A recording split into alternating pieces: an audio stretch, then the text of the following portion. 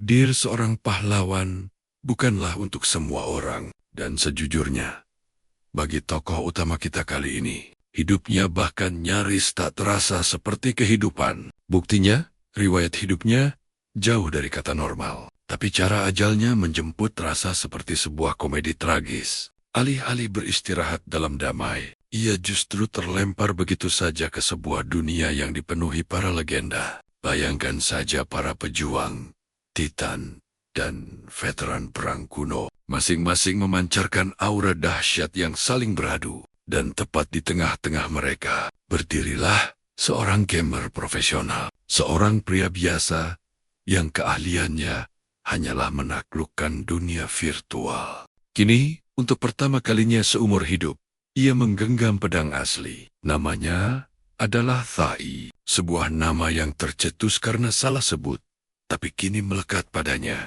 Dan jangan salah, dia bukan pemain sembarangan. Dia adalah salah satu gamer terhebat di planet ini. Seorang legenda dengan jutaan penggemar yang setia. 2 gelar juara dunia sudah di tangannya. Dan hari itu, gelar ketiganya sudah di depan mata. Puncak dari karirnya. Lalu dalam sekejap, takdir berbalik arah. Dunianya berganti total hanya dalam kedipan mata. Kini, Tai mendapati dirinya dikepung oleh para pria raksasa. Pejuang-pejuang berwajah sangar yang auranya seolah berteriak, "Jangan cari gara-gara." Mereka semua berbaris rapi di depan sebuah gerbang yang megah. Tai berdiri canggung di antara mereka.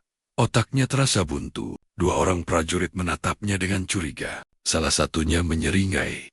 Menyebut namanya terdengar sangat konyol. Satunya lagi mencemooh pakaian dan posturnya, mengatakan Tai tak lebih dari seekor udang di tengah para titan. Dan suasana pun menjadi semakin ganjil. Seorang prajurit tiba-tiba menyadari kalau pria yang berdiri di sampingnya adalah orang yang pernah ia habisi nyawanya. Rivalnya itu menatap tak percaya.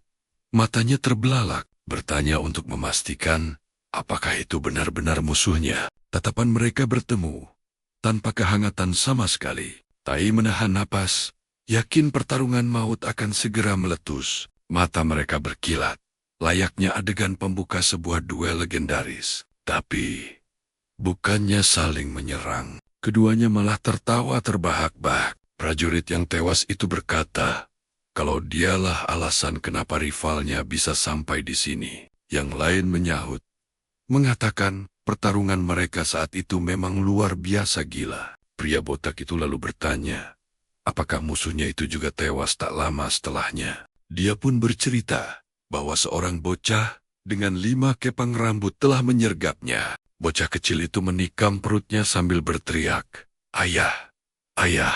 Mendengar itu, pria tersebut tertawa lepas dan berkata kalau anak itu kelak akan jadi prajurit yang sangat hebat. Sang ayah menjawab dengan bangga bahwa anaknya sudah kuat sejak awal. Selama percakapan absurd itu, Tai hanya bisa membeku, tenggelam dalam kekacauan yang tak bisa ia pahami. Dan disinilah cerita seolah mundur sejenak, kembali ke beberapa waktu sebelumnya.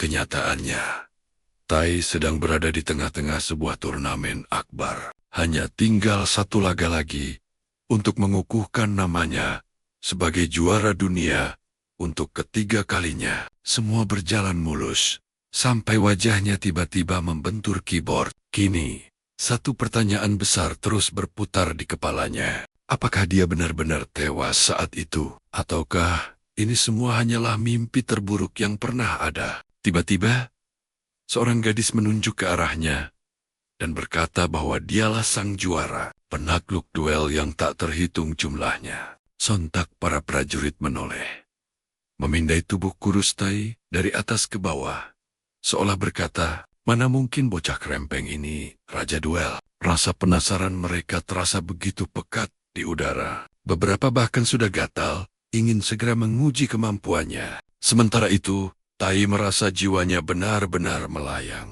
Dia tak mengerti apapun yang terjadi, dan hanya bisa menyalahkan gadis misterius itu karena telah menyeretnya ke situasi ini. Pikirannya kembali melayang ke momen saat wajahnya menghantam keyboard. Sensasi aneh Saat rohnya seakan ditarik paksa dari raga masih terasa nyata, lalu secercah cahaya aneh muncul.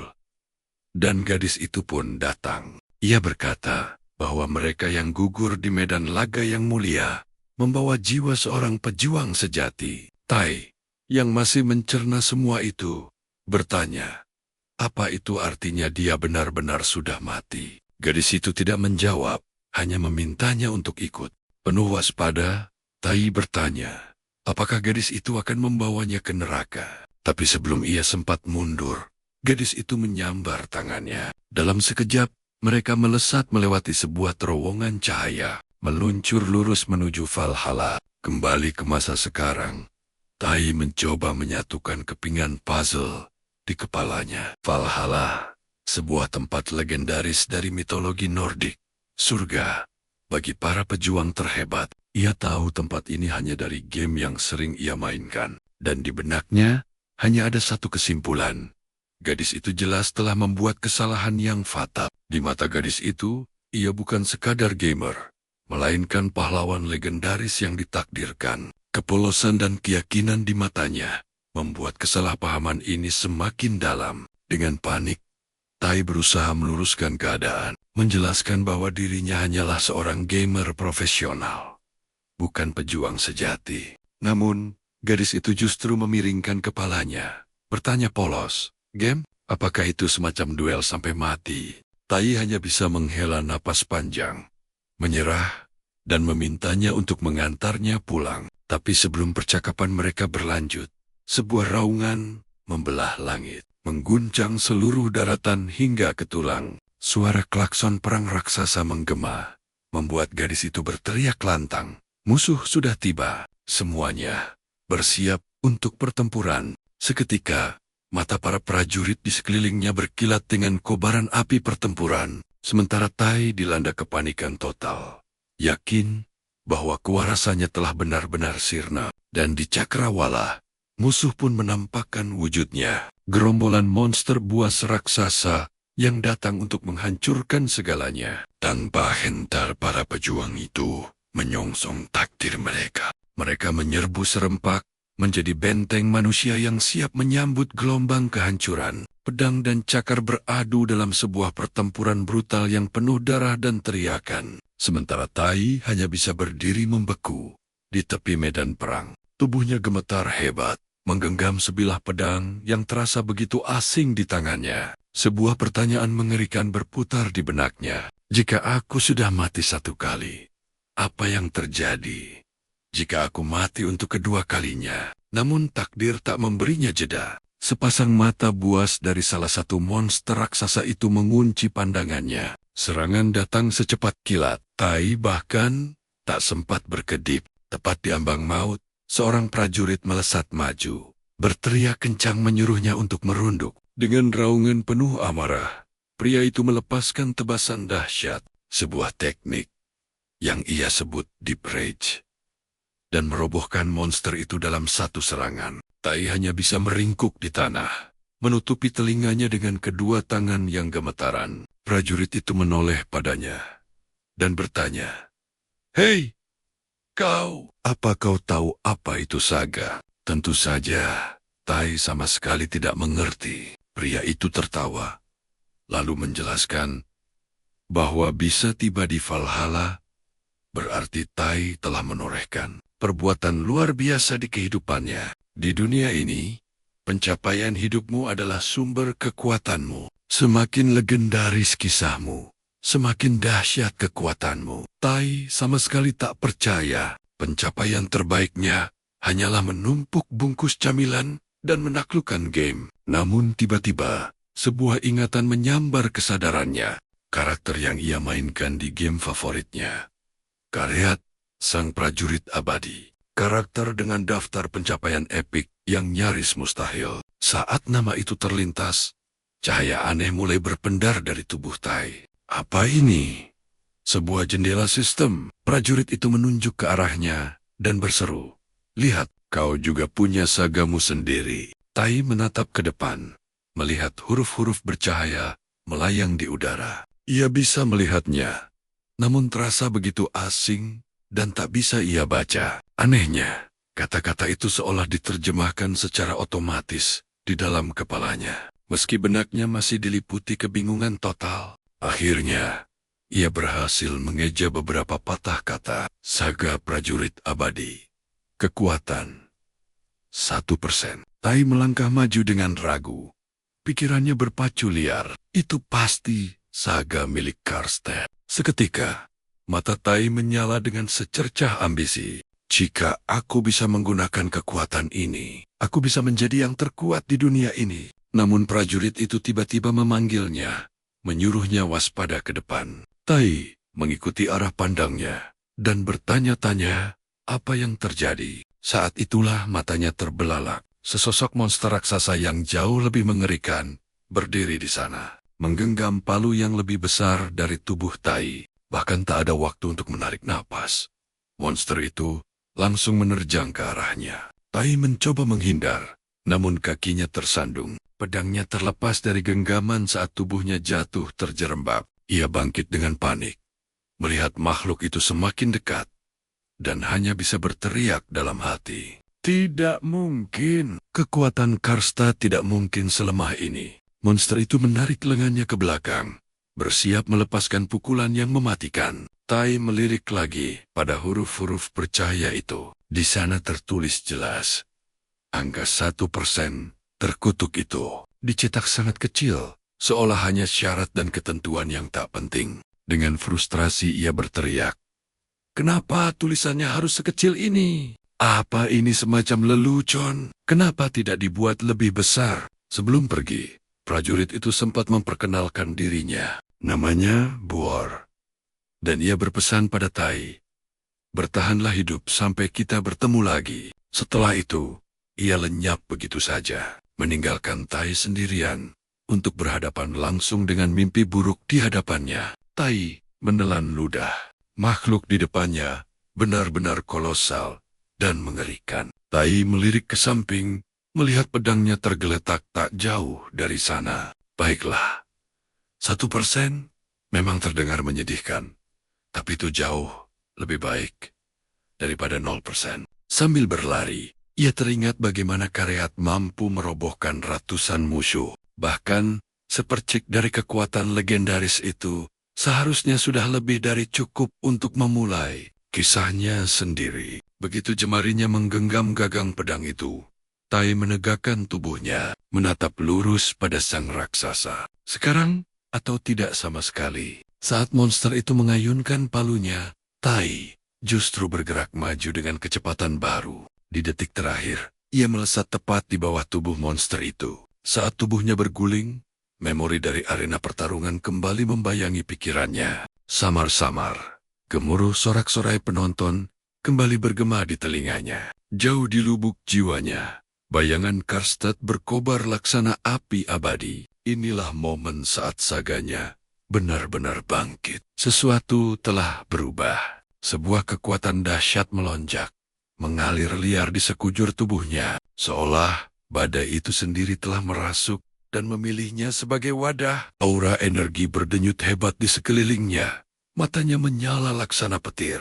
Dia bukan lagi manusia biasa. Dia telah menjadi gema dari Karstead, sang prajurit badai. Kekuatannya terus meroket detik demi detik. Gerakannya kini seringan hembusan angin. Setiap serangan berhasil ia hindari, lalu dibalas dengan presisi yang mematikan, menancapkan pedangnya hingga pertarungan itu berakhir. Sebuah kemenangan yang sungguh epik. Sambil terengah, Tai bertanya dalam hati, apakah ini saga yang baru? Apa kekuatanku bangkit hanya karena memikirkan warisan Karstead? Jika benar begitu, artinya dia bisa menjadi jauh lebih cepat lagi. Berbekal kekuatan ini, secercah harapan untuk bertahan hidup akhirnya mulai terlihat. Baiklah, mungkin aku benar-benar bisa selamat di tempat ini, batinnya. Saat api harapan mulai menyala, adegan pun beralih. Di sebuah aula yang megah, para prajurit berkumpul. Sorak kemenangan mereka menggema di seluruh ruangan. Perayaan berlangsung dengan sangat meriah. Dua rival yang tadinya nyaris saling bunuh, kini malah duduk berdampingan sambil tertawa lepas. Salah satunya berseru, Aku tidak menyangka kita berhasil selamat dari pertempuran itu. Satunya lagi hanya menyeringai, menganggapnya sekadar pemanasan. Di meja lain, Tai menatap seonggok daging dengan tatapan getir, seolah benda itu punya salah padanya. Dia memotongnya dengan malas, lalu mengunyahnya tanpa selera sedikit pun. Dia bergumam pelan, serius, makan malam cuma daging dan alkohol? Dengan menu begini aku bisa mati kelaparan lagi. Sudahlah, di seberangnya, Boer tertawa geli melihat cara makan Tai yang kaku. Ia berkata, kalau kau mau makanan yang lebih layak, naikkan peringkatmu. Boer menjelaskan bahwa aula ini adalah tempat para prajurit pemula. Peringkat rendah berarti jatah makanan seadanya, tanpa ada kemewahan sama sekali. Tai, yang masih mencoba memproses semua kegilaan ini, menoleh pada Boer dan bertanya, lalu kenapa kau ada di sini? Apa kau juga prajurit rendahan? Boer tertawa terbahak-bahak mendengar pertanyaan itu. Ia berkata, aku di sini bukan karena alasan itu. Jauh dari itu, aku di sini hanya untuk mengawasimu. Tai menghela napas, lalu mengucapkan terima kasih yang tulus. Tanpamu, aku mungkin sudah mati. Bantuanmu sangat berarti bagiku. Boer tersenyum tipis sambil menggelengkan kepala, menyuruh Tai untuk tidak memikirkannya. Santai saja, lain kali usahakan jangan mati lagi. Namun sebelum Boer selesai bicara, Tai tiba-tiba melontarkan pertanyaan lain. Masih mencoba memahami dunia aneh ini, dia bertanya, sebenarnya, apa yang akan terjadi kalau aku benar-benar mati di tempat ini? Boer tertawa lagi, seolah itu adalah pertanyaan paling wajar sedunia. Ia menjelaskan, siapapun yang gugur di sini akan langsung menuju Iron Warrior. Di sana, tak ada lapar, tak ada sakit, yang ada hanyalah pertarungan abadi. Dia lalu menyeringai. Bukankah itu terdengar hebat? Tai terdiam sesaat. Baginya, itu sama sekali bukan surga. Iron Warrior lebih terdengar seperti peti mati abadi, bukan sebuah anugerah. Sambil menelan ludah, dia bersumpah dalam hati, aku tidak akan pernah mau mati di tempat ini. Seakan bisa membaca kegelisahan Tai, Boer cepat mengganti topik. Sebentar lagi, kau akan ditugaskan ke sebuah unit. Unit? Tanya Tai, bingung. Boer menjelaskan, setiap prajurit akan dibagi ke dalam tim, dan prosesnya akan segera dimulai. Dan tepat pada saat itu, seseorang memasuki aula. Sosok dengan aura yang begitu kuat, hingga seluruh prajurit sontak terdiam dan menoleh padanya. Tai langsung mengenalinya sebagai seorang Valkyrie. Boer menyeringai.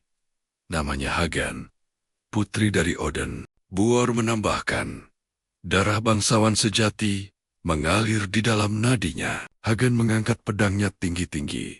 Suaranya menggema. Semua prajurit, lihat ke dalam cawan kalian sekarang. Ia berkata, nama yang muncul di sana adalah takdir yang harus kalian ikuti. Tai menatap cawannya dengan penuh kebingungan. Boer menjelaskan, kita masing-masing akan berada di bawah komando salah satu dewa Asgard. Dan dewa pemimpin unit itu akan memberimu kekuatan tambahan. Pikiran Tai berpacu, berharap melihat nama besar yang ia kenal, Odin, Thor. Dalam hati, ia memohon agar salah satu nama itu muncul.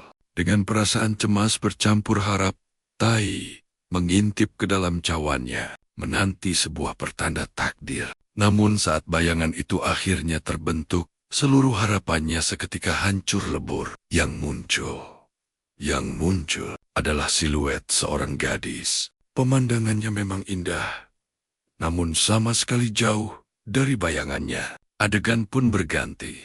Kini Tai terombang-ambing di perahu kecil, menyusuri sungai berkabut yang sunyi. Gadis di depannya mendayung dengan begitu tenang, sementara Tai sendiri tampak seperti bom waktu yang siap meledak. Dengan kesal, ia membatin. Katanya, ini tim para dewa, jadi kenapa nasibku bisa berakhir seperti ini? Sial macam apa yang sedang menimpanya? Sang gadis menyadari raut wajahnya yang masam, dan dengan penasaran bertanya, Kenapa Tai bersikap aneh? Tai hanya bisa membuang muka. Ia makin jengkel karena tak ada orang ketiga, bahkan seekor hewan pun tak ada, untuk mencairkan suasana canggung ini. Namun sebelum pikirannya berkelana, gadis itu memotong dengan suara mantap, menegaskan bahwa tim mereka punya kekuatan untuk menyaingi tim manapun. Meski penuh keraguan, benih penasaran mulai tumbuh di benak Tai. Benarkah demikian? Gadis itu melanjutkan, menjelaskan bahwa tak ada dewa atasan yang bisa ikut campur, dan tak ada bawahan yang berani membuat onar. Tempat ini adalah surga, ucapnya. Tai hanya bisa memandang sekeliling dengan skeptis. Baginya, tempat ini lebih terasa seperti pengasingan. Jadi, tim kita benar-benar hanya berdua? Tanyanya, tak percaya. Kenangan pahit saat upacara penentuan tim kembali terlintas di benaknya. Momen saat kata Hindu muncul di cawannya. Sementara yang lain bersorak-sorai untuk nama besar seperti Odin dan Thor. Hanya dia satu-satunya yang mendapat nama dewa asing. Reaksi Bor saat itu sama sekali tidak membantu. Tatapan kasihan itu seolah berkata, "Bersiaplah nak." Ucapan semoga berhasil darinya terdengar lebih seperti ucapan belasungkawa, menyuruhnya untuk tabah menghadapi nasib. Upacara pun berlanjut. Para pemimpin tim dengan bangga memanggil nama-nama prajurit pilihan mereka. Satu persatu barisan elit terbentuk, menyisakan Tai yang berdiri sendirian, bertanya-tanya siapa pemimpin tim Hindu yang terlupakan ini. Lalu, matanya menangkap sesosok gadis berambut merah di kejauhan. Punggungnya membungkuk lesu, seolah tak tidur berhari-hari, dengan tatapan kosong dan aura kelelahan. Dialah sang pemimpin tim Hindu, dan jelas sekali, ia belum merekrut satu anggota pun. Dengan langkah berat, Tai menghampiri gadis itu. Tak tahu lagi harus berbuat apa. Saat Tai berkata akan bergabung dengannya, gadis itu terlonjak kaget, seolah tak percaya dengan apa yang didengarnya. Dia bilang, "Tai adalah rekrutan pertama yang datang setelah sekian lama." Matanya langsung berbinar penuh harapan, layaknya pemenang lotre. Ia bahkan menambahkan, tim mereka sudah bertahun-tahun tidak mendapat anggota baru, apalagi yang masih muda dan bersemangat. Perasaan tak enak seketika menyergap Tai. Ia menahan napas, merasa firasat buruknya semakin menjadi kenyataan. Gadis itu menyambutnya dengan antusias, lalu memperkenalkan diri sebagai Haida. Kembali ke masa sekarang, di atas pera tatapan Haida, seolah mencoba membaca isi pikiran Tai. Akhirnya, Tai pun memecah keheningan. Ia menuntut jawaban.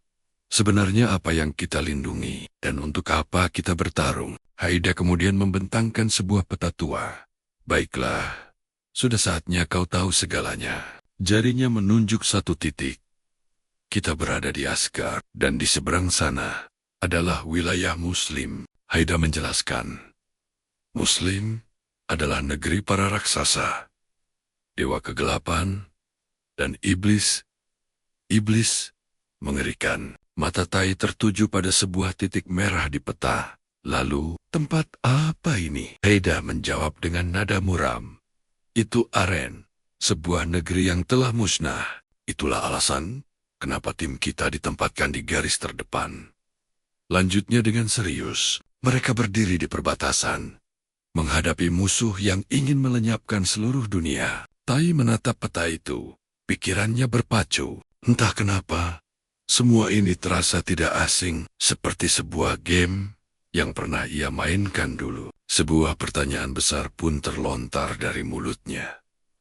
Apakah ini Ragnarok? Haida mengangguk, membenarkan firasatnya. Ya, mereka sedang berada di tengah Ragnarok, perang akhir zaman yang akan menentukan nasib seluruh dunia. Tujuan kita memang melindungi dunia, kata Haida, tapi pada akhirnya kita semua berjuang untuk satu hal yang sama, yaitu bertahan hidup. Seketika, secercah harapan muncul di benak Tai. Jika ada dunia lain, mungkinkah ada jalan baginya untuk kembali pulang? Namun sebelum ia sempat bertanya, Haida memotong. Kita sudah sampai. Tai mengangkat kepalanya. Di hadapan mereka, berdiri sebuah kuil kuno yang memancarkan aura sakral. Itu adalah kuil Dewi kita, ujar Haida. Sebagai prajuritnya, kau harus menunjukkan hormatmu. Mereka melangkah masuk. Gema langkah kaki mereka memantul di sepanjang aula raksasa yang megah. Tai hanya bisa terpana melihat kemegahannya. Apa aku akan bertemu langsung dengan sang dewi? Tanyanya penasaran. Haida tertawa kecil. Tentu saja tidak. Bertemu langsung dengannya adalah sebuah kemustahilan. Jelas Haida, kau akan melihatnya. Tapi hanya dari kejauhan. Dan di ujung aula berdiri sebuah patung dewi yang agung dan memesona. Di lantai, sebuah lingkaran sihir dengan ukiran pohon kuno menarik pandangan Tai. Haida menyerahkan apel emas, memberinya isyarat untuk maju ke altar persembahan. Sambil menggenggam apel itu, Tai melangkah maju. Sesaat, keraguan sempat terlintas di benaknya. Namun ia membuang keraguannya dan melemparkan apel itu. Tak ada yang tahu apa yang akan terjadi. Dan seketika, keajaiban pun terungkap. Ukiran pohon dan lingkaran itu meledak dalam pendar cahaya suci. Sinarnya begitu menyilaukan, memaksa Tai melindungi matanya. Dalam sekejap, seluruh pemandangan berubah. Patung batu itu hidup, mewujud menjadi seorang dewi Hindu, sang perwujudan ilahi kehidupan. Suara agungnya menggema di seluruh kuil, menyambut Tai sebagai pejuang pilihannya yang baru. Saat Tai membuka mata, ukiran di lantai itu telah bangkit. Sebuah pohon emas yang hidup dan bercahaya kini berdiri megah di hadapannya. Sang dewi menatapnya lembut, memberi isyarat untuk mendekat. Tanpa ragu, Tai langsung berlutut sebagai tanda hormat tertinggi. Dengan senyum bijaksana, sang dewi berujar, seperti air yang mengalir ke tempat rendah. Berlutut adalah ekspresi hormat terdalam seorang manusia. Kemudian, tangannya terulur lembut di atas kepala Tai. Terimalah anugerah dariku, bisiknya. Seketika, aliran cahaya keemasan murni tumpah dari telapak tangannya, menyelimuti seluruh tubuh Tai dalam energi suci. Energi dahsyat menjalar, memenuhi setiap sel tubuhnya. Di momen itu, ia dianugerahi tanda penjaga kehidupan. Sebuah simbol abadi yang bahkan bisa menolak kematian itu sendiri. Tai terkesiap, menyadari seluruh tubuhnya kini memancarkan aura keemasan. Sebuah kekuatan baru terasa mekar dari dalam jiwanya. Tiba-tiba ia berteriak. Kaget, semua rasa sakit kronis dari masa lalunya sebagai gamer pro, punggung, pinggul, leher, bahkan pencernaannya, semuanya lenyap tanpa jejak. Rasanya seperti terlahir kembali dalam tubuh yang sempurna. Sang dewi tersenyum tipis. Aku menantikan pencapaian besarmu. Setelah berucap, wujudnya memudar, meninggalkan Tai yang terbaring di bawah pohon emas yang megah.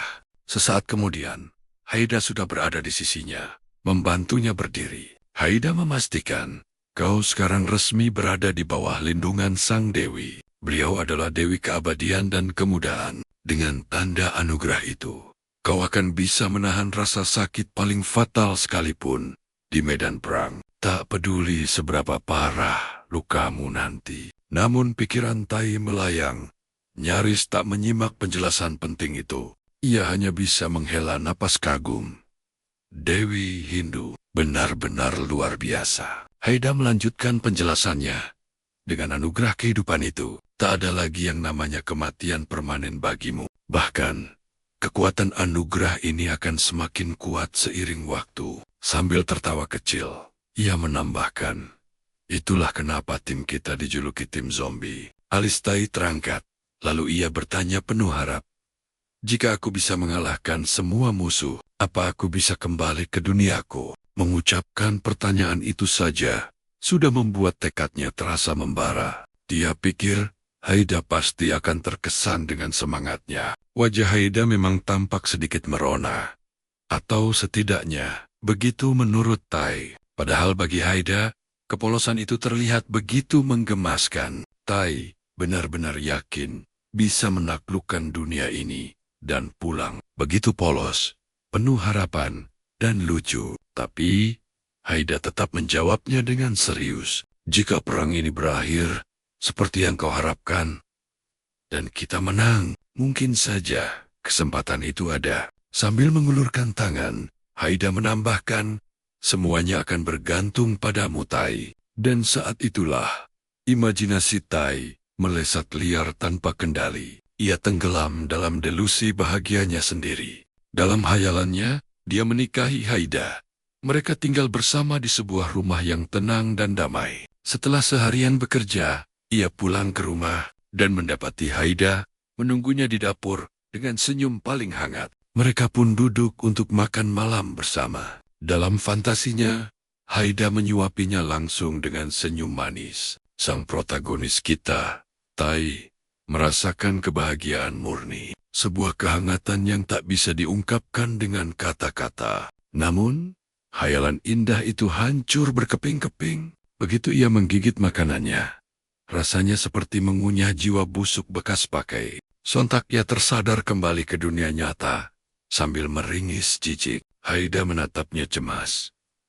Kau tidak apa-apa, Tai. Apa dagingnya terlalu keras? Bahkan, sebelum Tai bisa menjawab, Haida sudah berusaha menenangkannya. Semuanya akan membaik, ujarnya penuh optimisme. Jika kita bekerja keras dan menaikkan peringkat, kondisi kita akan berubah. Seiring kemajuan kita, hak istimewa kita juga akan bertambah. Makanan yang lebih enak, tempat tinggal yang lebih layak, dan masih banyak lagi. Dan sekali lagi, pikiran Tai melayang. Membayangkan Haida menyemangatinya sambil menggendong bayi mereka di tepi sungai. Namun, kenyataan kembali menghantamnya dengan keras. Sebuah notifikasi sistem muncul. Tingkat delusi telah mencapai batas kritis. Keesokan paginya, Haida memutuskan untuk mengulang semua penjelasannya sekali lagi. Untuk memastikan Tai benar-benar mencerna realitas barunya. Dia menerangkan bahwa setiap kali Tai menaklukkan musuh, dia akan mendapatkan imbalan berupa sesuatu yang disebut gunes. Seketika, sepasang mata Tai berkilat penuh pencerahan. Ia bergumam bahwa semua ini akhirnya masuk akal. Dia memang merasakan ada yang berbeda. Sebuah kekuatan baru berdenyut di dalam dirinya. Setelah menumbangkan para monster itu, Haida mengonfirmasi bahwa Tai kemungkinan besar sudah mengumpulkan beberapa gunes. Dan kekuatan itu bisa ia gunakan untuk membuka kemampuan baru dan menjadi jauh lebih dahsyat. Dengan tatapan yang kini setajam elang, Tai menelusuri sebuah bagan yang menampilkan berbagai kategori kemampuan yang bisa ia kuasai. Kekuatan fisik, mental, daya tahan, kelincahan, dan mana. Dengan rasa penasaran, ia pun bertanya, apa sebenarnya kegunaan kekuatan mental dan mana? Haida dengan sabar mulai menjabarkannya. Mana berfungsi untuk memperkuat serangan sihir dan pertahanan magis, sementara kekuatan mental mempertajam fokus serta memperkokoh jiwa dari serangan psikis. Tai mengangguk. Kepingan puzzle di kepalanya mulai menyatu. Ia lantas bertanya, apa mana juga bisa digunakan untuk memperkuat saga miliknya? Haida menjelaskan bahwa saga adalah sesuatu yang berada di level berbeda. Kekuatannya tidak hanya tumbuh dari aksi, tapi juga dari keyakinan. Terutama seberapa banyak orang yang mengenal dan mempercayai kisah sang pemilik. Dia menambahkan, dalam beberapa kasus, sebuah saga bisa tumbuh begitu perkasa hingga mampu memutarbalikkan realita itu sendiri. Ia memberi contoh. Para prajurit level rendah biasanya hanya punya saga sederhana, seperti peningkatan kecepatan atau kekuatan. Meskipun mengesankan, itu belum ada apa-apanya dibanding potensi sejatinya. Saga legendaris, katanya, bermain di dimensi yang sama sekali berbeda, mampu menciptakan senjata dari kehampaan, mengubah wujud penggunanya, bahkan memanggil satu pasukan penuh. Kemudian, Haida menatap lurus ke dalam mata Tai, menekankan satu hal yang paling krusial, seberapa besar kekuatan sagamu, dan sejauh mana kau bisa melangkah. Semuanya bergantung penuh pada dirimu sendiri. Tai terdiam, Kata-kata itu meresap jauh ke dalam sanubarinya. Ia merenungi perjalanan hidupnya dan kemungkinan bahwa saga miliknya mungkin benar-benar memiliki bobot yang nyata. Saat itulah sesuatu di benaknya akhirnya terhubung. Dia teringat pada saga Satria Pemberani milik Kolstad, pahlawan legendaris dari dunia game yang dulu sering ia mainkan. Tiba-tiba, suara berat yang menggema menggetarkan atmosfer. Dentang lonceng raksasa terdengar dahsyat, memenuhi seisi ruangan. Haida langsung berdiri tegak, raut wajahnya berubah serius. Ia berdesis. Aku tahu suara ini. Ini adalah panggilan perang. Mata Tai terbelalak cemas. Suaranya bergetar.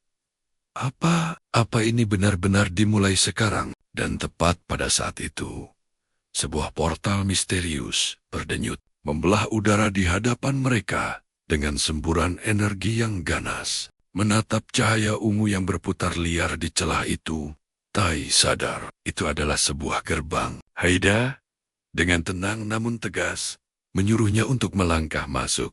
Ia berkata, di seberang sana adalah area berkumpul para prajurit. Sebelum mereka terjun ke medan perang, adegan pun beralih. Tai kini berdiri gagah dalam balutan zirah baru yang lebih kokoh, dengan perisai besar terpasang di punggungnya.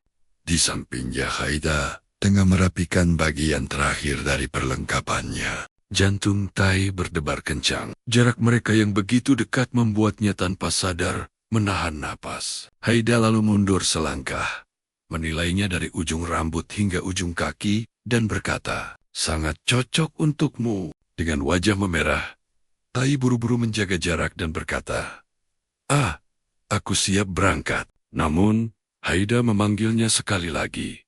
"Hati-hati dan jangan mati." Tai nyaris meneteskan air mata mendengarnya, memaksakan seulas senyum percaya diri. Dia menjawab, "Berkat bimbingan Haida, kematian kini menjadi hal yang jauh lebih rumit baginya." Setelah itu, dia pun melangkah menembus portal. Pemandangan di baliknya membuatnya terpaku di tempat. Hamparan lautan prajurit, ratusan, bahkan mungkin ribuan, semuanya bersiap untuk pertempuran besar. Tai hanya bisa berdiri membeku.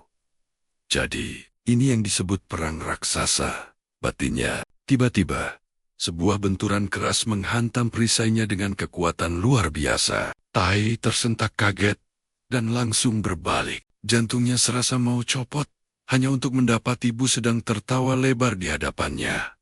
"Yo, ketemu lagi kita," sapanya dengan santai. Dia menepuk-nepuk perisai Tai sambil mengamati penampilannya, lalu berkomentar, "Wih, kau terlihat jauh lebih gagah sekarang." Dengan senyum jahil, Pu lantas bertanya, "Gimana, Valkyrimu cantik kan?" Dia tertawa lebih keras dan menambahkan, "Tapi sejujurnya, semua Valkyrie memang cantik sih." "Iya kan?" Sebelum Tai sempat menjawab, Bu sudah meraih perisainya dan mendorongnya maju. "Ayo cepat bergerak. Pertempuran hari ini bakal berbeda. Kali ini, mereka akan dipimpin langsung oleh seorang komandan." Dan tak lama berselang, sang komandan pun tiba. Sesosok pria jangkung dengan postur yang kokoh. Tatapannya setajam elang, melepaskan aura yang begitu menekan, hingga membuat suasana senyap. Setiap prajurit yang ia lewati sontak menegakkan punggung mereka. Namun di tengah lautan prajurit itu, Te berdiri seorang diri, satu-satunya perwakilan dari tim Hindu. Dan tatapan sang komandan pun terkunci padanya. Langkahnya terhenti. Ia menatap Te dengan tatapan aneh, lalu berkata, "Ganjil sekali melihat orang berdiri sendirian." "Kau satu-satunya dari tim Hindu?" tanyanya lugas. Tanpa menunggu jawaban, ia langsung memerintahkan Te untuk mundur ke barisan belakang. Kemudian sang komandan mengangkat suaranya. Suaranya yang berat dan berwibawa menggema ke seluruh penjuru lapangan. "Aku Ragnar, dari tim Heimdall. Hari ini, aku yang akan memimpin penyerbuan." Sementara itu, Te yang berada di barisan paling belakang terpaksa berjinjit, meregangkan lehernya, berusaha melihat menembus punggung-punggung raksasa di depannya. Selagi Ragnar mendeklarasikan tujuan mereka untuk menyerbu langsung ke jantung pertempuran, ia mengacungkan pedangnya tinggi-tinggi lalu meneriakkan pekik perang yang membakar semangat. Gerbang di hadapan mereka terbuka lebar, menampakkan sebuah portal yang berdenyut dengan energi dahsyat. Para prajurit mengaum serempak, meneriakkan nama Ragnar sebagai pemimpin mereka. Sementara T masih terjebak di belakang, tak bisa melihat apapun. Seketika, pemandangan berganti. Inilah medan pertempuran. Perbukitan bersalju, tanah beku yang tajam, dan angin dingin yang menusuk tulang. Pasukan musuh sudah menunggu di sana. Penampilan mereka ganjil dan mengerikan. Mereka hanya berdiri diam, mengamati. Melihat pasukan bantuan tiba, mereka mulai bergerak maju, mencoba merebut inisiatif pertempuran. Tapi, sesuatu terjadi. Sesuatu yang membuat seluruh medan perang membeku. Dalam sekejap, di puncak tebing bersalju, sesosok raksasa muncul. Dialah White Fang, sang komandan musuh. Di tangannya tergenggam palu kolosal yang berdenyut dengan energi yang menakutkan. Hanya kehadirannya saja sudah cukup membuat waktu seakan melambat. Dari atas sana, ia bagaikan longsoran salju yang terbentuk dari otot dan amarah murni. Ia mendarat dengan kekuatan bencana, menghantamkan palunya langsung ke tanah. Gelombang kejutnya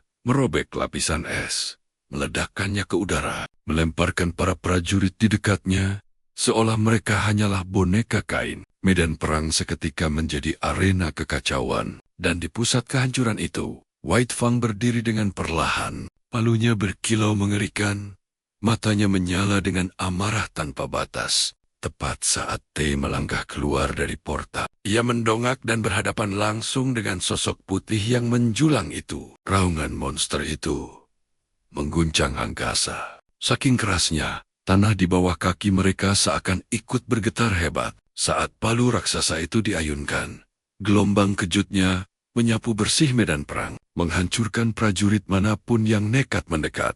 T terpaku sejenak, menatap pemandangan mengerikan di hadapannya dengan tatapan tak percaya. Bibirnya bergerak pelan, ia bergumam, orang bodoh mana yang membuka portal ini? Kemudian, segalanya menjadi sunyi. Di antara mereka berdua, dunia seakan lenyap. T dan White Fang saling bertatapan, seolah waktu membeku, hanya menyisakan mereka di tengah kehampaan. Tak ada lagi teriakan perang, tak ada denting senjata, hanya ada tatapan yang saling mengunci. Jantung T berdebar kencang.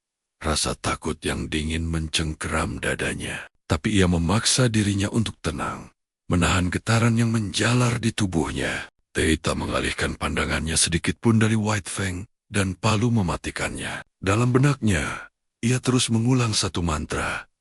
Ini hanya game, anggap saja ini pertarungan melawan bos. Seketika, ia menyadari satu kebenaran mutlak. Keselamatannya hanya bergantung pada satu hal.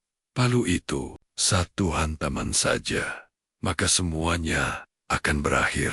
Sebuah bayangan melintas di benaknya. Dirinya terlempar seperti boneka rusak. Ia melirik perisai kecil di tangannya dan menelan kenyataan pahit. Benda ini tak akan sanggup menahan bahkan sepercik kekuatan dari palu itu. Maka, sebuah keputusan dibuat. Tanpa ragu, ia melempar perisainya. Benda itu sudah tak ada gunanya lagi. Ini adalah pertaruhan segalanya. Pikirannya beralih pada run yang ia miliki. 5 buah.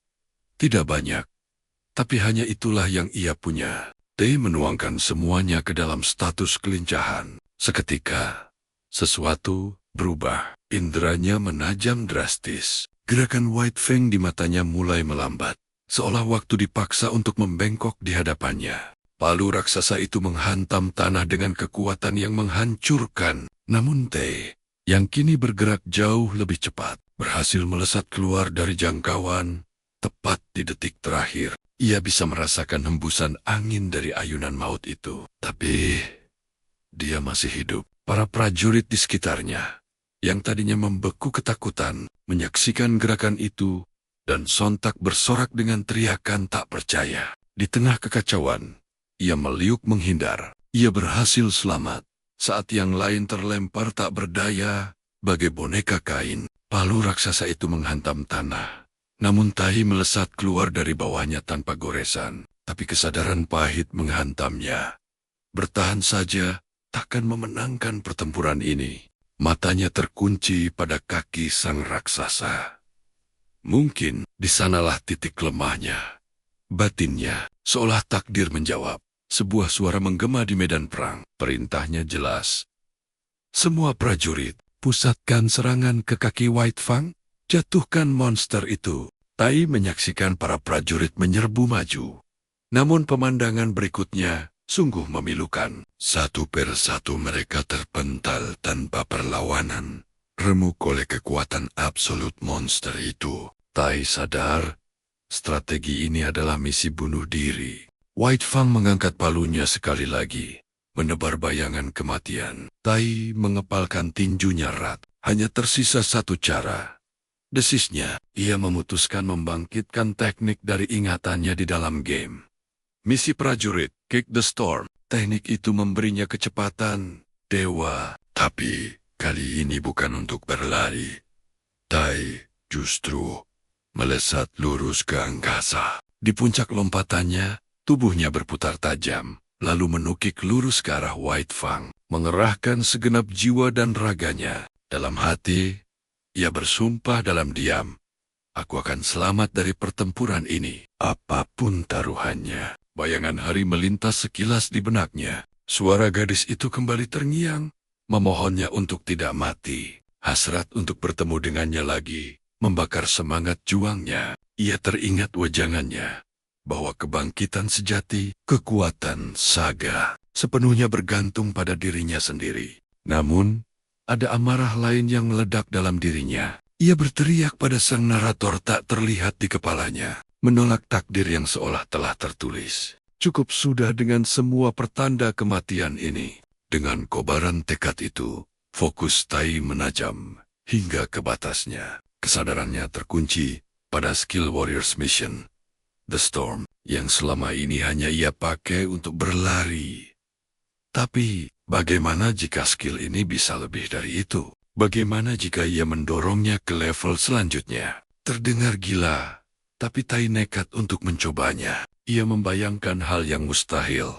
Menyerang dengan kedua kakinya, memusatkan seluruh kecepatan badai itu ke satu titik tunggal. Dan saat Tai menghantamnya, raungan kesakitan monster itu mengguncang seluruh penjuru langit. Sang karakter utama terengah-engah.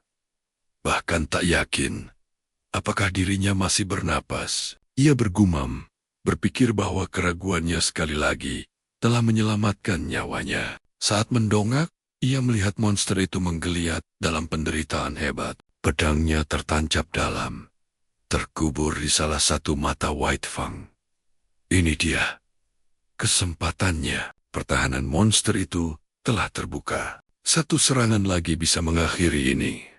Pikirannya berpacu. Aku butuh senjata. Dan tepat pada detik itu, sebuah skill baru bangkit dalam dirinya. Saganya berevolusi. Skill Warriors Weapon, Saga, aktif. Ia langsung menggabungkannya dengan The Storm. Tubuh Tai berputar liar, menciptakan tornado dahsyat yang menjulang ke angkasa. Semakin tinggi, hingga ia berada tepat di atas kepala White Fang. Dan dari puncak itu, ia menghantamkan serangan pamungkasnya. Sementara itu, di tempat yang sangat jauh dari medan perang, saat menatap ke angkasa, planet itu sendiri tampak berkilau dengan megah.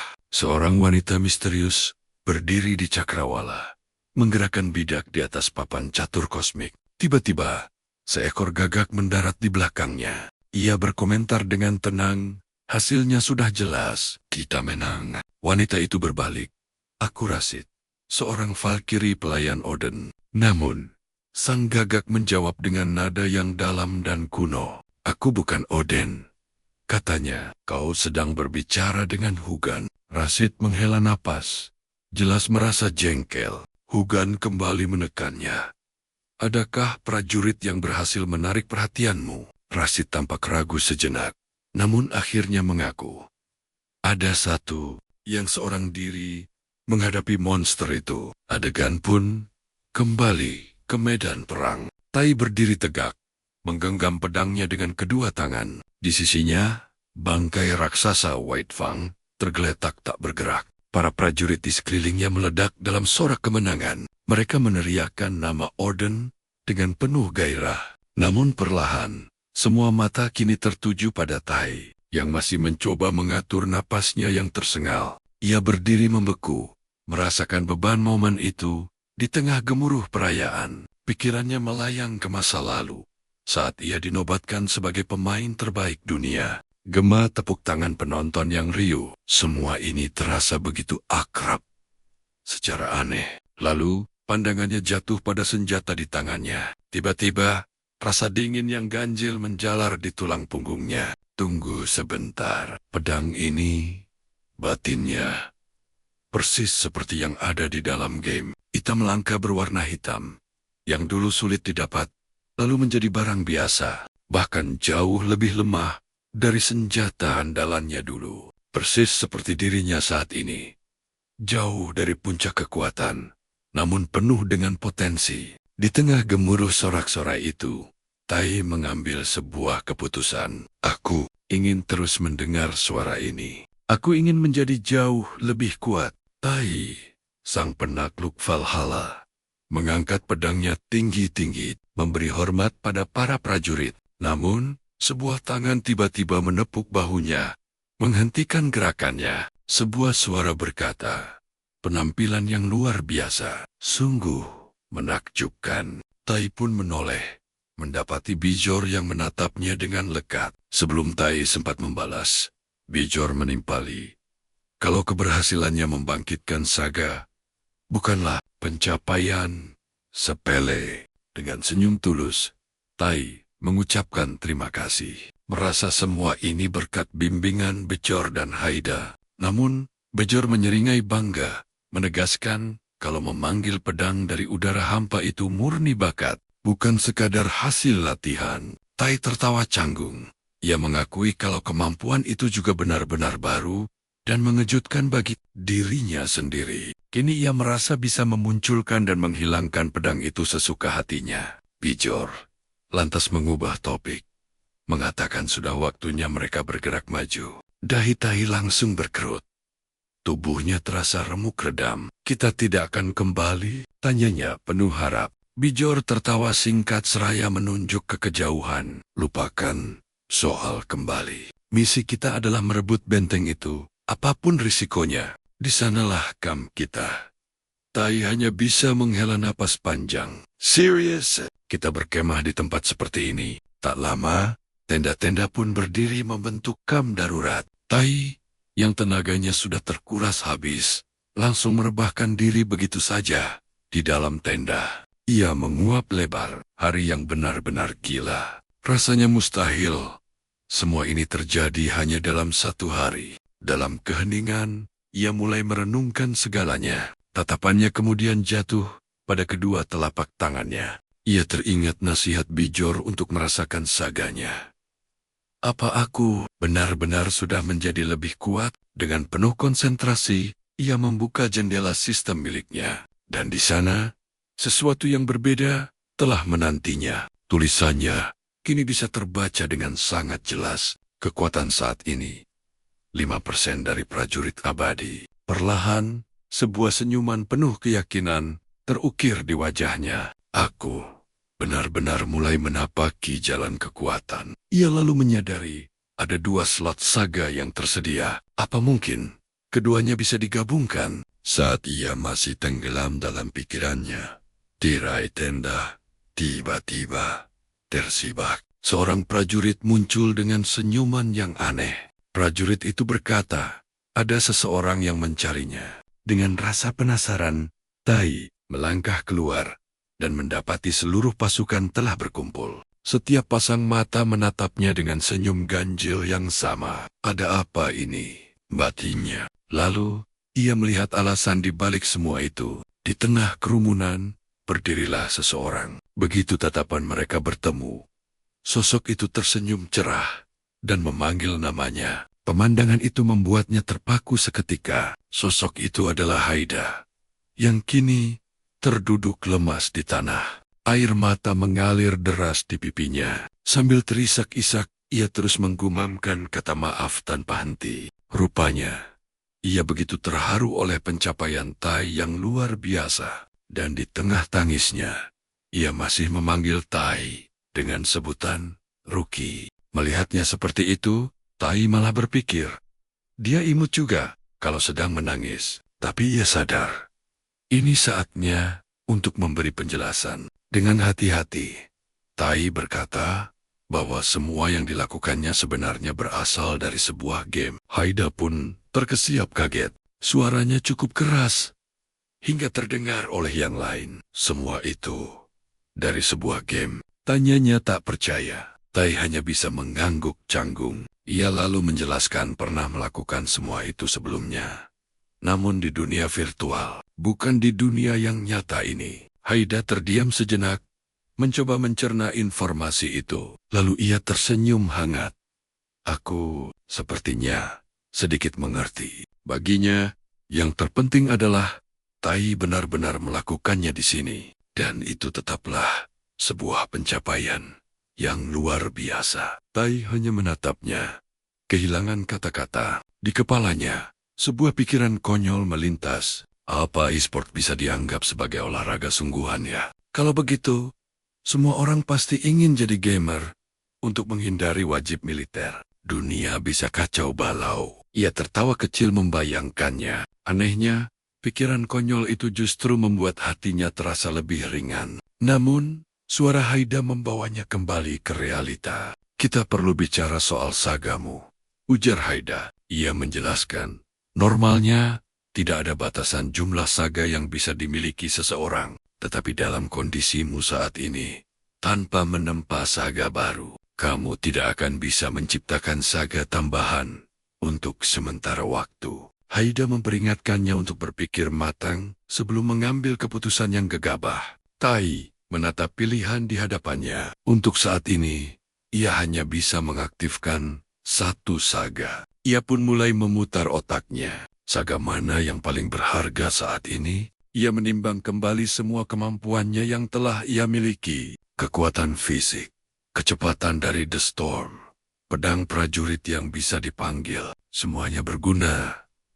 Tapi rasanya ada sesuatu yang kurang. Insting pertamanya adalah memilih kemampuan ofensif. Tapi ia menggelengkan kepalanya.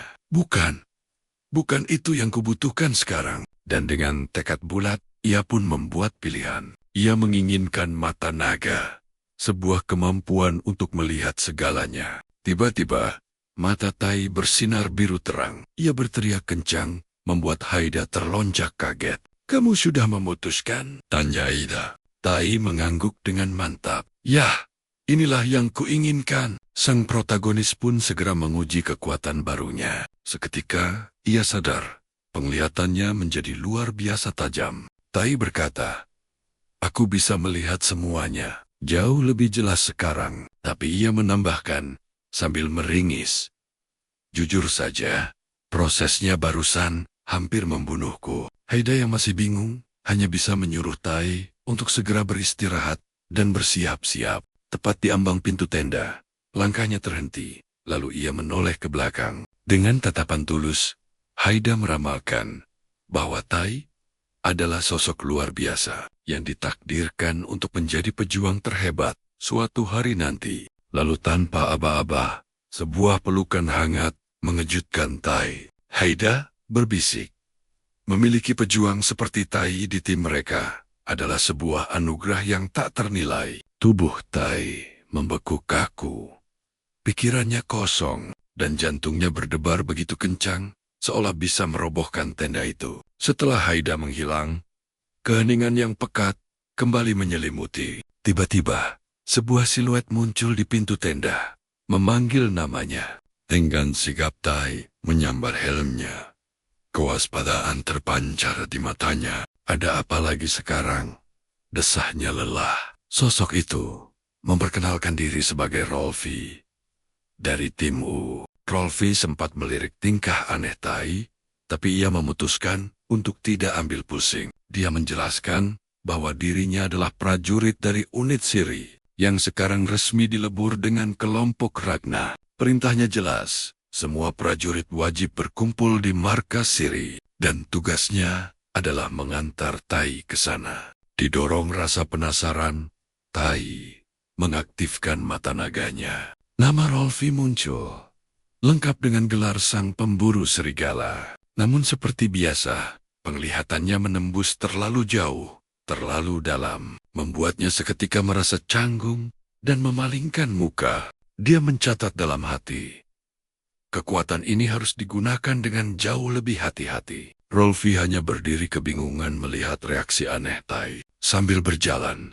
Rolfi mulai berbicara dengan nada penuh kekaguman. Dia mengaku sangat iri pada Tai, yang mendapat kehormatan dikunjungi langsung oleh seorang Valkyrie. Jika hal itu menimpanya, Rolfi bersumpah akan menyombongkannya ke seluruh penjuru Kam. Mendengar itu, senyum puas tak bisa ditahan oleh Tai. Rasanya benar-benar seperti seorang selebriti yang mendapat kunjungan pribadi. Keuntungan menjadi bagian dari tim U memang luar biasa. Tai pun bertanya pada Rolfi, apa saja keistimewaan tim mereka. Rolfi menjelaskan, mereka bisa memilih satu dari dua kekuatan dahsyat, pelacakan target atau tembus pandang. Dia melanjutkan, kemampuan melacak bisa menemukan musuh manapun, bahkan dari jejak paling samar sekalipun. Sementara tembus pandang sempurna untuk penyergapan kilat maupun jalan keluar dari situasi genting. Tiba-tiba, Rolfi terdiam, lalu lenyap dari hadapan Tai. Beberapa detik kemudian, dia muncul kembali sambil menyeringai. Inilah kekuatan yang kupilih, katanya. Tembus pandang mata Tai berbinar penuh kekaguman. Kemampuan itu benar-benar mengerikan. Tak lama berselang, mereka tiba di sebuah kamp yang lebih besar. Rolfi membawa Tai menghadap pemimpin unit Siri, mengumumkan kedatangan prajurit baru. Namun, saat Tai melihat sang pemimpin, ia terperangah. Seorang wanita, pemandangan yang sangat langka di medan perang Valhalla. Selama ini, satu-satunya wanita yang pernah dijumpainya hanyalah para Valkyrie yang agung. Sang pemimpin bangkit dan memperkenalkan diri. Dia berkata, reputasi Tai telah mendahuluinya. Sang prajurit yang menumbangkan raksasa sendirian. Dia meminta Tai menunggu di tempat, karena komandan tertinggi sedang dalam perjalanan. Tai menuruti, lalu diam-diam mengaktifkan mata naganya lagi. Sebuah gelar yang mengerikan muncul.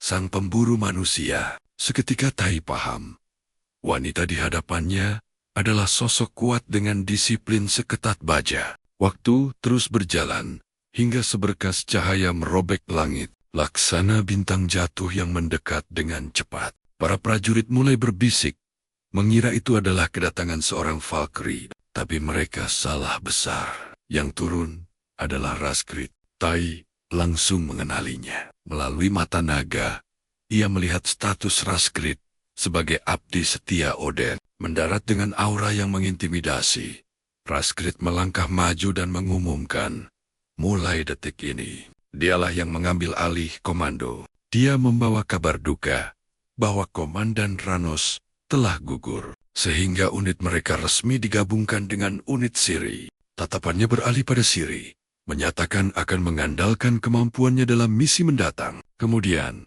matanya tertuju pada Tai. Dia menyatakan bahwa Tai telah menaklukkan pemimpin musuh sendirian, makhluk yang mereka sebut sebagai Si Putih.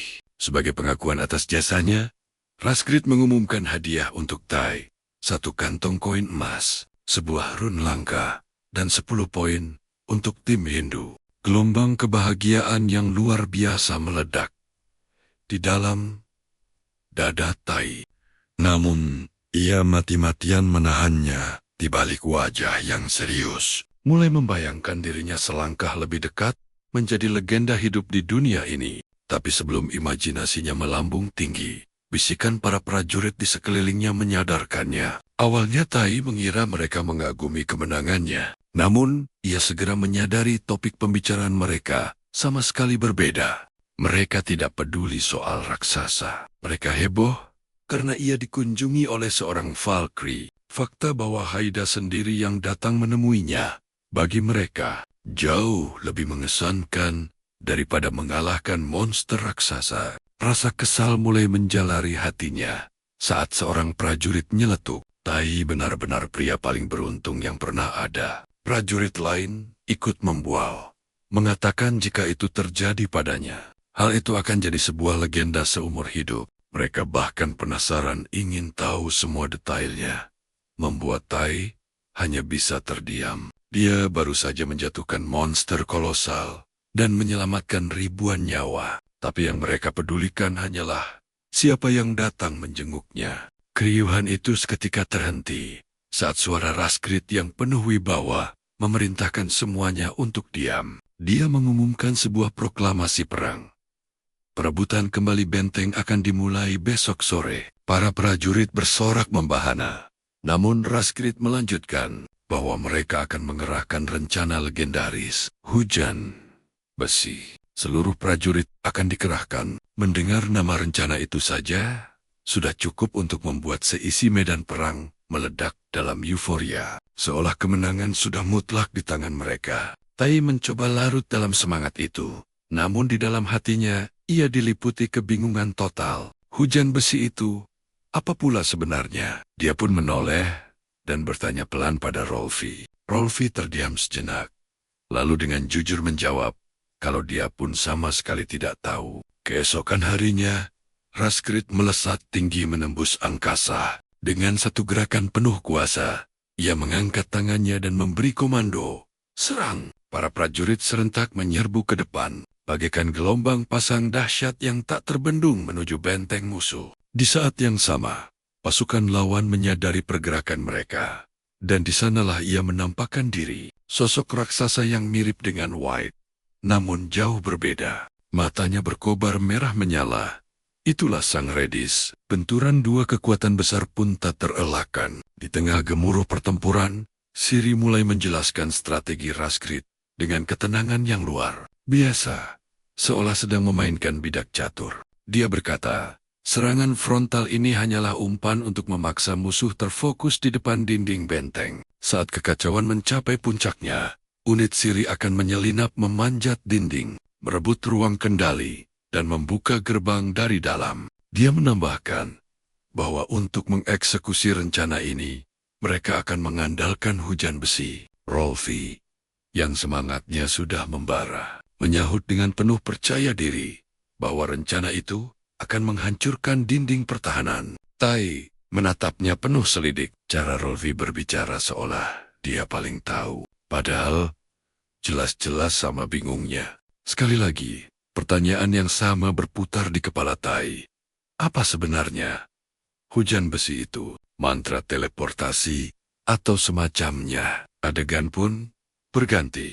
Tai kini mendapati dirinya duduk di dalam sebuah tong logam raksasa. Dan saat itulah, dia akhirnya mengerti. Hujan besi. Artinya, mereka akan ditembakkan secara harfiah dari meriam raksasa menuju dinding benteng. Rolfi bertanya dengan wajah berseri-seri. Bagaimana Tai? Kau juga bersemangat kan? Tai menjawab dengan wajah datar tanpa emosi. Tidak.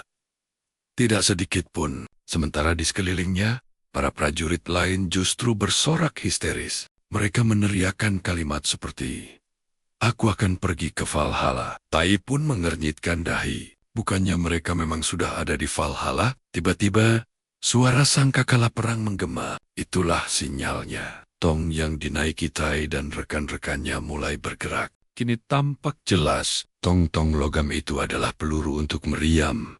Meriam kolosal dan ditembakkan seperti proyektil langsung ke arah benteng. Di dalam tong, reaksi para prajurit campur aduk. Ada yang menjerit ketakutan. Ada pula yang tertawa gila karena semangat perang sudah membakar jiwa mereka.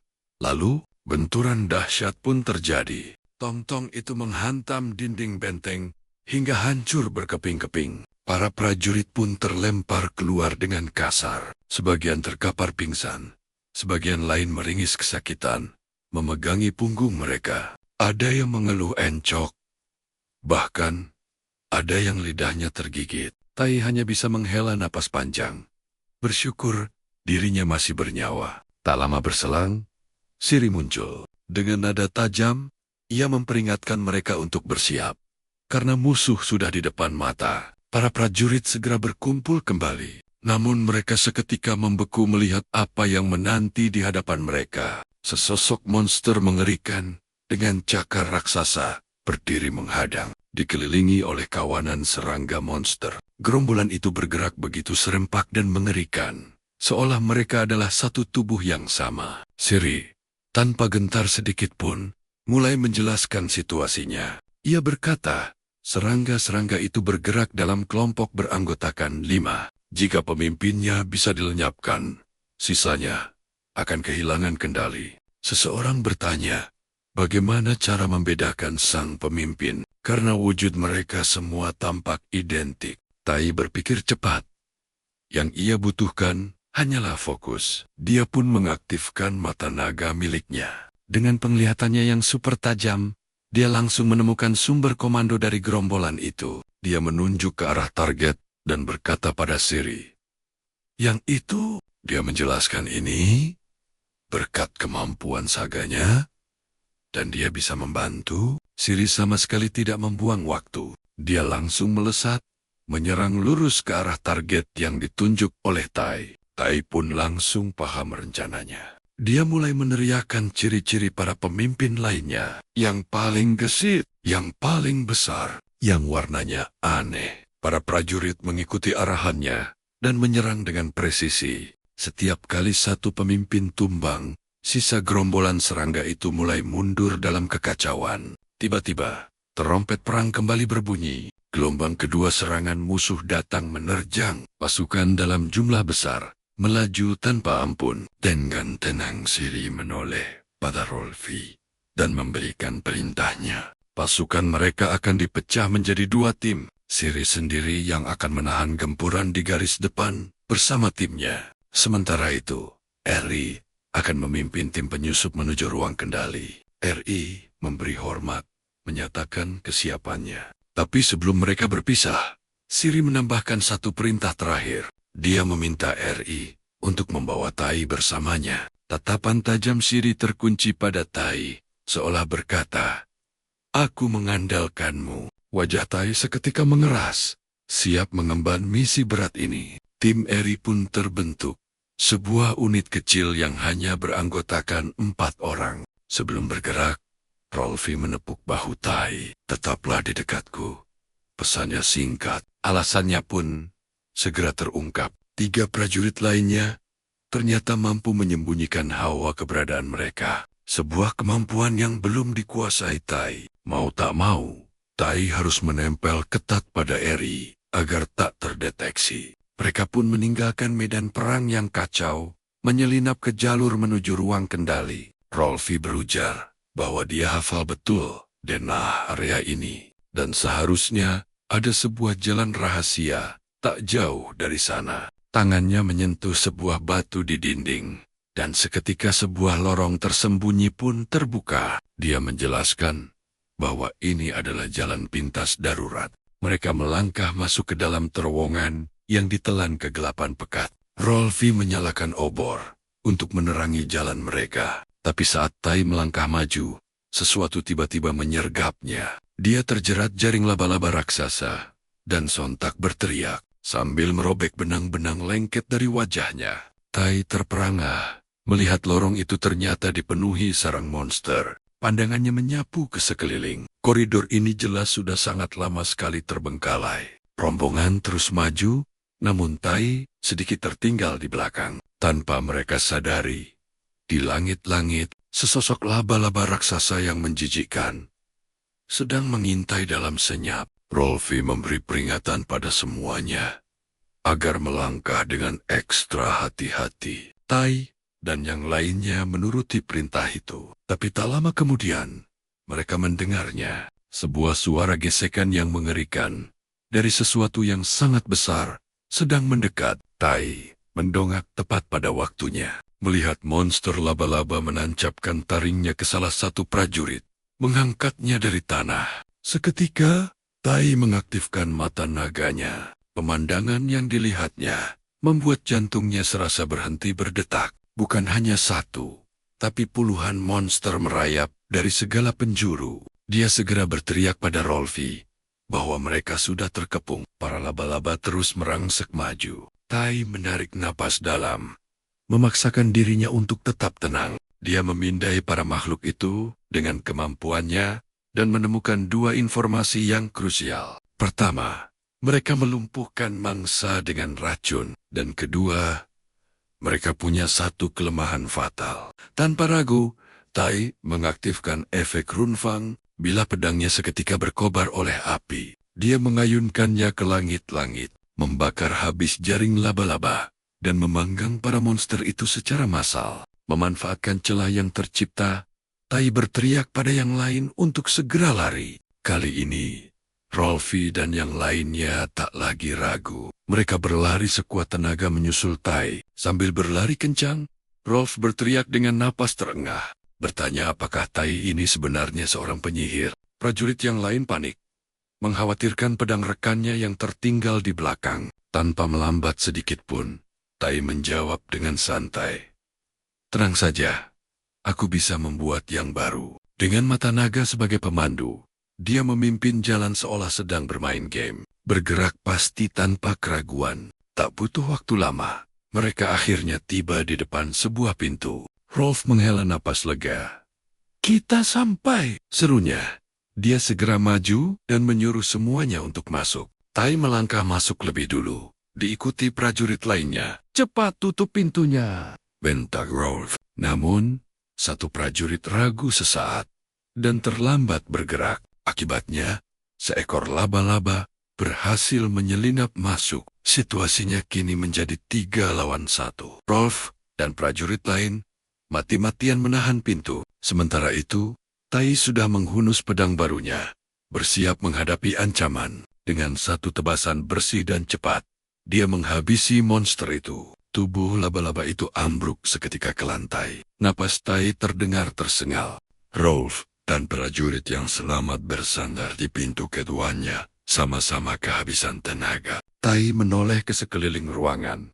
"Jadi, ini ruang kendalinya?" tanyanya. Mereka pun berjalan ke tengah ruangan. Rolf membenarkan bahwa ini adalah ruang kendali darurat. Sambil berjalan, dia menjelaskan kalau ini adalah sistem pertahanan rahasia kedua di dalam benteng. Tai merenung sejenak. Pantas saja tempat ini begitu sulit dijangkau. Saking rahasianya, sampai-sampai tidak ada penjaga sama sekali. Tanpa membuang waktu, Rolf berkata, "Kita harus selesaikan ini secepatnya." Dia lalu mengeluarkan sebuah kunci bundar dari sakunya dan memasukkannya ke konsol di tengah ruangan. "Kita akan membuka gerbang utama sekarang juga, untuk mengurangi korban di pihak kita," ucapnya. Saat kunci diputar, cahaya menyilaukan meledak dari konsol itu. Sebuah suara mekanis menggema di seluruh ruangan, mengumumkan kunci kendali darurat terverifikasi. Dari atas, sesosok gadis cantik turun perlahan-lahan. Dia memperkenalkan dirinya sebagai Blacker. Dengan nada suara yang tenang, Blacker bertanya, "Ada yang bisa kubantu?" Rolf dan prajurit yang lain hanya bisa terpaku, menatapnya dengan wajah cengok. Dengan tak sabar, T menyindir mereka, mengingatkan betapa paniknya mereka beberapa detik yang lalu. Ia mendesak Ralph untuk sadar dan segera memberi perintah. Dengan gugup Ralph pun meminta Blacker membuka gerbang benteng. Gadis itu menjawab datar bahwa prosesnya akan dimulai. Namun ia justru membuka pintu yang salah. Pintu di belakang mereka. Ralph sontak panik.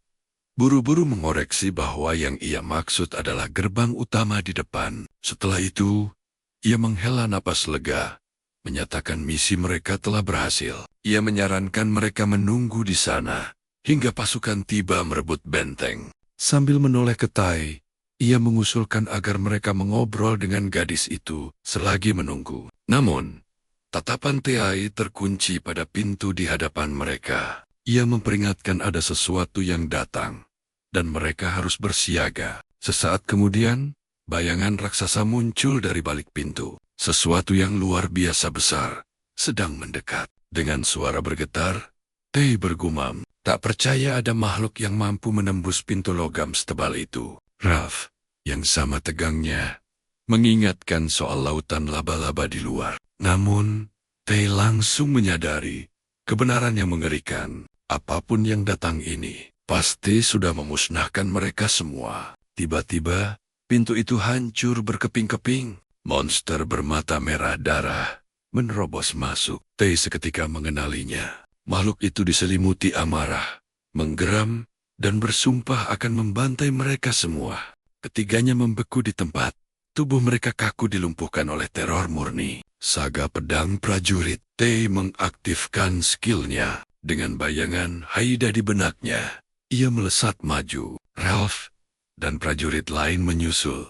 Tapi monster itu terlalu cepat. Ia memutar palu raksasanya dengan kecepatan mengerikan dan menghantam prajurit di samping Tei. Tubuh prajurit malang itu terlempar membentur dinding, menciptakan retakan yang menyebar di bebatuan akibat hantaman brutal. Monster itu bergumam bingung, mencari-cari si kecil yang tadi menyerangnya. Dari atas, Tei menukik tajam, menggunakan saga badai. Pedangnya mengarah lurus ke kepala monster.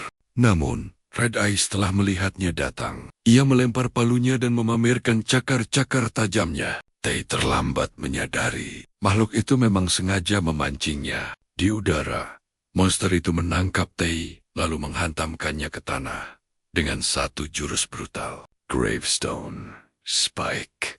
Ralph berteriak ngeri saat lantai di bawah mereka hancur, membentuk sebuah kawah yang dalam. Di dasar kawah itu, tubuh Tei terbaring diam tak bergerak. Perlahan, pandangannya meredup dan menggelap. Tei melayang hampa di angkasa. Tubuhnya terasa ringan, seolah tanpa beban. Ia bertanya-tanya, sensasi aneh apa ini?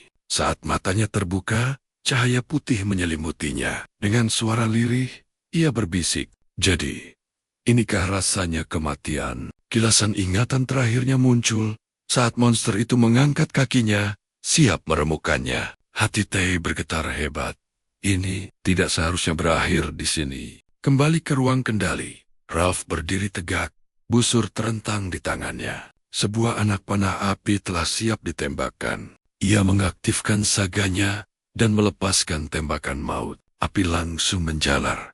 Melilit tubuh monster itu membuatnya meraung kesakitan saat kulitnya terbakar. Ralph berteriak, menyuruh Tei untuk bertahan. Namun, monster itu berbalik. Kobaran amarah terpancar dari matanya. Ia bersumpah akan mencabik-cabik sang pemanah.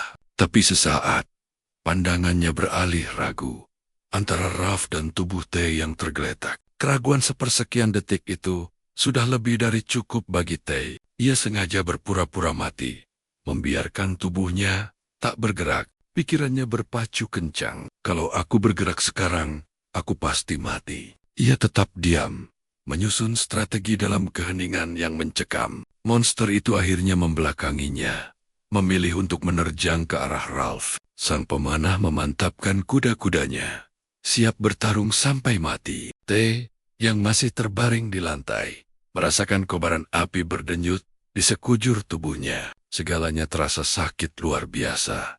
Tapi sesuatu di dalam dirinya mengaum liar. Aku masih hidup. Mengumpulkan sisa-sisa kekuatannya, ia pun bangkit berdiri. Red Eyes sama sekali tidak menyadarinya. Mengabaikan rasa sakit yang merobek setiap sel tubuhnya, Tei kembali mengaktifkan saga badai. Dalam sekejap, ia melesat lebih cepat dari kilat. Hanya ada satu kilatan cahaya, dan satu tebasan mematikan. Ia menembus tubuh monster itu dalam satu gerakan yang nyaris tak terlihat. Tei mendarat di samping Ralph yang berdiri mematung. Matanya terbelalak tak percaya. Untuk sesaat, waktu seakan berhenti. Lalu, potongan-potongan tubuh monster itu mulai berjatuhan ke lantai. Jeritan penderitaan yang mengerikan menggema sebelum akhirnya tubuh raksasa itu ambruk tak bernyawa. Tei menatap bangkai itu dengan tatapan kosong, seolah ia sendiri tak percaya dengan kemenangan yang baru saja diraihnya. Di seberang ruangan, prajurit yang tersisa hanya bisa berdiri terpaku.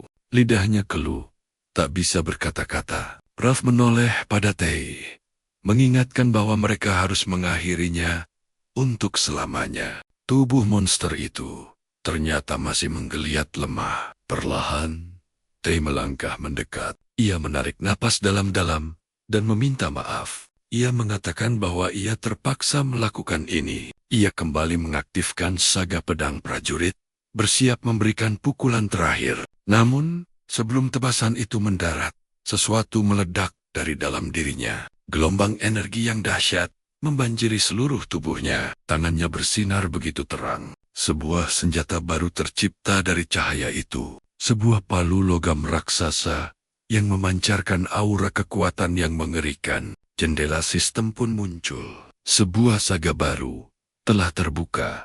Skull Crusher. Tai terkehut, namun euforia yang luar biasa langsung menyelimutinya. Dengan raungan dahsyat, Tai mengayunkan palu sekuat tenaga. Benturan itu membuat seluruh ruang kendali bergetar hebat. Roll dan prajurit lainnya sontak berlari mendekat. Salah satu dari mereka berteriak penuh sukacita. Suaranya memantul di antara reruntuhan yang masih bergetar. Tai, dia berhasil melakukannya. Dengan napas yang memburu dan suara bergetar karena adrenalin, dia meneriakkan kemenangan Indu sekeras-kerasnya. Roll hanya bisa menatapnya dengan pandangan kosong. Otaknya masih belum sanggup memproses kejadian barusan. Tapi bahkan sebelum syok itu mereda, sebuah jendela notifikasi muncul di depan mata Tai. Level meningkat, sinkronisasi Karstead naik hingga 7%. Namun, Tai bahkan tak punya waktu untuk mencernanya. Karena laporan akhir pertempuran telah tiba. Benteng hitam telah jatuh. Kemenangan ini milik Valhalla. Tanpa aba-aba, Rolf dan yang lain menerjang Tai, menariknya ke dalam sebuah pelukan kelompok yang riuh, namun penuh kehangatan. Teriakan gembira meledak. Perang telah usai. Red Eyes yang legendaris, komandan terakhir musuh, akhirnya telah dikalahkan. Sementara itu, di medan perang yang porak-poranda, seorang prajurit mengangkat kepala Red Eyes tinggi-tinggi. Darah segar masih menetes dari lehernya yang terpenggal. Kemenangan atas nama Thor, teriaknya. Dengan bangga, dia memperkenalkan diri sebagai Bre, dan mengklaim dirinya lah yang telah menumbangkan monster itu. Memastikan namanya akan terukir abadi dalam sejarah pertempuran ini. Jauh di atas langit, seekor gagak utusan Raskrit berputar-putar. Matanya mengawasi kemenangan yang terhampar di bawah. Dan sang gagak mencatat satu hal yang sangat jelas. Perhatian tuannya, Raskrit, kini bukan lagi pada Bre yang sesumbar, melainkan terkunci pada seorang pemuda bernama Tai. Kembali ke ruang kendali, Ralph mengangkat Tai ke atas bahunya. Para prajurit di sekitar mereka sontak meneriakkan namanya tanpa henti. Mereka bersorak untuk sebuah pencapaian yang mustahil. Pemuda yang tak dianggap itu baru saja melakukan keajaiban. Tiba-tiba, di tengah keramaian, sesosok Valkyrie muncul. Suaranya yang agung menggema. Hari ini adalah hari perayaan. Kemenangan ini adalah milik kita semua. Sorak-sorai yang lebih dahsyat pun meledak. Tawa dan teriakan kemenangan bercampur aduk, menandai akhir dari era yang berdarah. Namun sedikit menjauh dari kerumunan itu, Tai berdiri sendirian, menatap langit dalam diam. Beban pertarungan masih terasa begitu nyata di tubuhnya. Setiap inci ototnya seolah berteriak kesakitan. Ralph pun mendekat, menanyakan bagaimana kondisinya. Tai hanya menjawab, "Jujur, seluruh badanku rasanya remuk." Ralph menimpali dengan candaan, "Kau beruntung masih hidup. Aku sendiri hampir mati ketakutan melihatmu terbaring diam tadi." Sebelum Tai sempat menjawab, sebuah suara lembut menyela, "Siri telah tiba." Sambil tersenyum hangat, dia bertanya apa boleh bergabung. Dengan nada tulus, dia memuji aksi mereka di ruang kendali. Dia berkata bahwa apa yang mereka lakukan sungguh luar biasa. Sebagai tanda terima kasih, dia menyodorkan sebuah wadah berisi minuman, mengajak mereka merayakan kemenangan yang diraih dengan darah dan nyali. Ralph tak ragu sedikit pun. Dengan mata berbinar, dia langsung menyahut, "Ini suatu kehormatan." Bahkan tanpa malu-malu, dia menambahkan kalau sudah sejak lama dia ingin minum bersamanya. Mendengar itu, Tai hanya bisa membatin.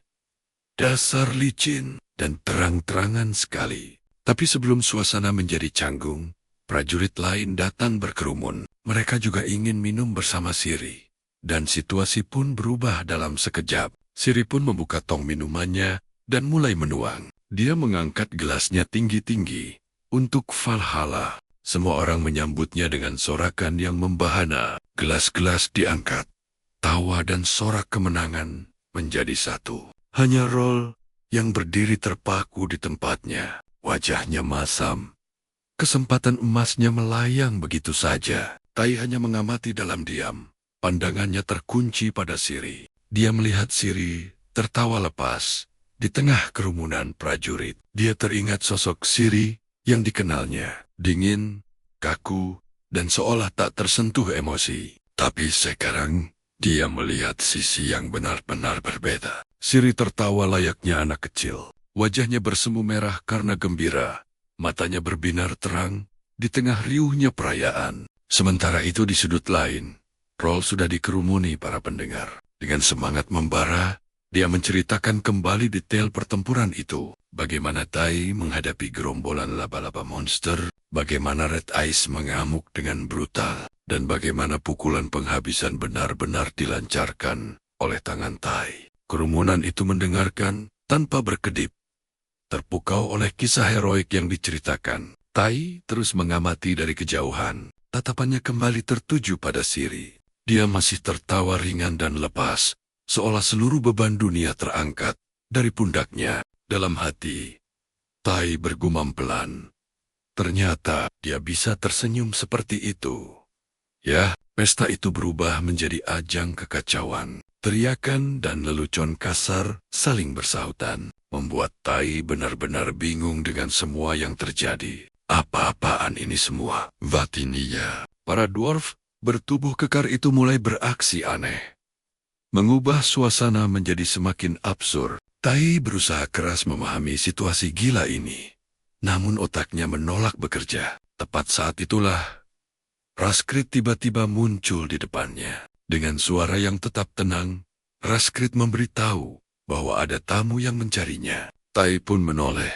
Dan seketika ia terpaku. Di sana, berdiri sesosok wanita yang begitu anggun. Rhea, dengan kecantikannya yang memukau, menatap Tai sambil menyunggingkan senyum yang tak mungkin bisa ia lupakan. Melihat Rhea mendekat, para prajurit sontak bersorak riuh. Siulan dan berbagai godaan nakal pun terlontar tanpa henti. Langkah Tai dan Rhea yang berjalan berdua, sontak memancing berbagai komentar. Ada yang berteriak cemburu. Sementara yang lain tertawa terbahak-bahak. Jangan sia-siakan kesempatan emas ini, bocah. Sementara para dwarf lainnya mencoba menjaga semangat pesta tetap menyala. Namun, Raskrit segera mengambil alih situasi. Ia memerintahkan semua orang untuk kembali ke tenda mereka. Mengingatkan dengan tegas bahwa misi penting telah menanti esok hari. Saat sinar fajar pertama menyentuh bumi, seluruh pasukan telah berkumpul. Siap sedia, namun Tai terlihat sangat kelelahan. Ia menguap lebar seolah tak tidur semalaman. Kondisinya yang payah itu tentu saja langsung menjadi target utama. Ralph menatapnya dengan mata terbelalak, lalu bertanya dengan tatapan penuh selidik. Jadi, bagaimana malammu? Menyenangkan, prajurit lain tak mau ketinggalan. Kau begadang semalaman ya? Yang lain tersenyum jahil dan menimpali. Pasti bersenang-senang kan? Ayolah, anak muda. Pipi Tai langsung memerah pada menahan malu. Ia hanya bisa tersenyum canggung dan menjawab singkat. Aku tidak bisa membahasnya.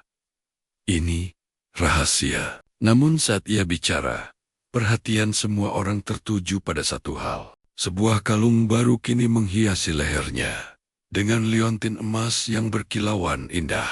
Sebelum rentetan godaan itu semakin menjadi-jadi, Kapten Siri datang untuk memulai pengarahan misi. Siri menjelaskan, misi hari ini adalah misi spesial. Target kita adalah sisi timur Benteng Hitam, di sebuah area tambang kuno milik kaum dwarf. Dulu, saat musuh merebut benteng itu, para dwarf terpaksa menyegel tambang dan menghilang tanpa jejak. Sejak hari itu, tak ada lagi yang mendengar kabar dari mereka. Tugas kita jelas.